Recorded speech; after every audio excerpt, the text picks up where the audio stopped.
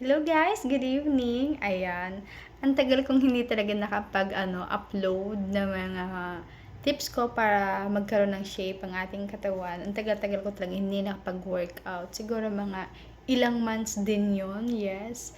So ngayon na may pagkakataon ulit ako, ipapakita ko sa inyo kung paano magkaroon ng shape ang ating katawan or hubog, okay? So number 1, wag nating kalimutan magsuot ng belt. Yes, belt sa ating katawan. Yung slimming belt ba ang tinatawag ko. Kahit anong belt yan. Basta gamitin natin. Kahit lang 30 minutes or 15 minutes kayo mag-workout. Or kahit hindi kayo mag-workout. Pero hindi ko sinasabing wag na talaga kayo mag-workout Kasi everyday naman talaga lagi tayo may ginagawa. So, kahit suot-suot mo lang siya, magkakaroon pa rin hubog ang ating katawan. Katulad ko ngayon na nakaupo ako pero naka-belt pa rin para naman magkaroon tayo ng hubog, lagi kapag lagi ka naka-belt, nagkakaroon niya ng hubog ang ating katawan. Okay? Pero, hindi naman na aasa lang tayo sa belt. Kailangan pa rin mag-workout tayo, guys. Okay? Pero, heto yung tips at paraan ko para magkaroon ng shape yung inyong katawan. Kung meron kayong gym sa inyong bahay, or kung wala naman, ang ginagawa ko pag walang gym sa loob ng bahay is ganito lang. Nakabelt na ako, guys. Ganito yung ginagawa ko. Ganun lang ang gagawin nyo, guys. Para magkaroon ng korba yung inyong katawan. Ganon. Mga 30 minutes or 15 minutes ka nakaganon. Pagtayo mo niyan, aray. Ayun. Ganun lang, guys. Lalo kung new beginner ka lang. Pero sa akin, heto na yung ginagawa ko. Kasi meron na kaming gym.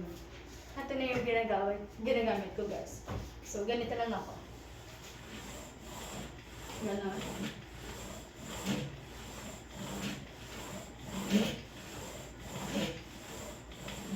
Yan, guys. Kasi nga, ang laki ng aking braso. Kung mapapansin nyo, guys, ang laki talaga ng aking braso. Yan ang wina-workout ko. Hindi lang yung braso, pati yung buong katawan ko. Okay, pero yung likod ko okay na ako yun kasi lumilit na talaga yung waistline ko. Pero mayroon pa rin akong problema niya, yung konting yung konting ganito. Ayan. So, mag-workout tayo, guys ng 30 minutes lang. Kasi dati, guys, nag-workout ako ng 1 hour, pero ngayon ginagawa ko ng 30 minutes na lang kasi puson na lang naman yung problema ko. Puson. Ayan, tapos braso. Ayan. Laki ng braso ko, no? Para akong Amazona. Ayan, ang bakla ko. So, pagpapatuloy ko yun, guys, ng 30 minutes. Pero kung wala kayong gym, ganun lang yung gawin nyo sa bahay. Pero mag-belt kayo, guys, para mas maganda. Belt. Ayun. Tapos, sa mga new beginners lang yan. Kasi yung mga hindi pa talaga, yung magagaling na, iba naman yung technique nila dun. Okay? Ngayon lang muna kayo, guys. Simplihan mo lang muna. Yung ginagawa ko. Tapos,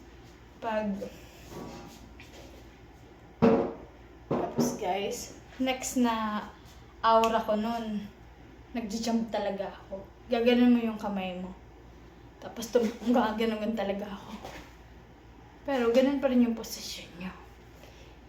30 minutes or to 15 minutes, okay na yun, guys. Okay? So, ito lang yung ginagawa ko ngayon. Kasi hindi lang yung butt, yung shape ng aking likod, pati yung legs ang mino-workout ko. Kasi gusto ko lang maganda. Tapos maging fit. Pati yung braso ko, guys. Diba? Parang lahat na ng katawan ko yung mino-workout ko dito. Kahit yun lang yung ginagamit ko, guys. Okay? So, tingnan natin yung belt. Kasi sobrang higpit. Tingnan natin yung puson ko. Ayan, yung puson ko yung wina-workout ko dyan eh. Kasi, laki talaga. Pero yung likod ko, okay siya. Ito lang yung wina-workout ko dyan, guys. Itong konti. Pero overall, okay naman.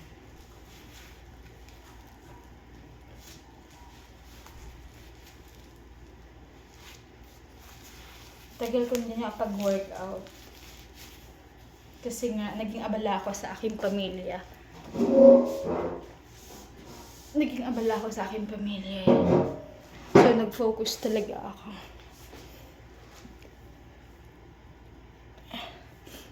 Ayun. Ayun lang guys. Thank you so much sa mga nanonood ng aking many vlogs. Mga many vlogs ko sa YouTube channel, sa IG, at dito sa Facebook. Thank you so much sa mga followers ko. Thank you. Ingat kayo lagi. Bye.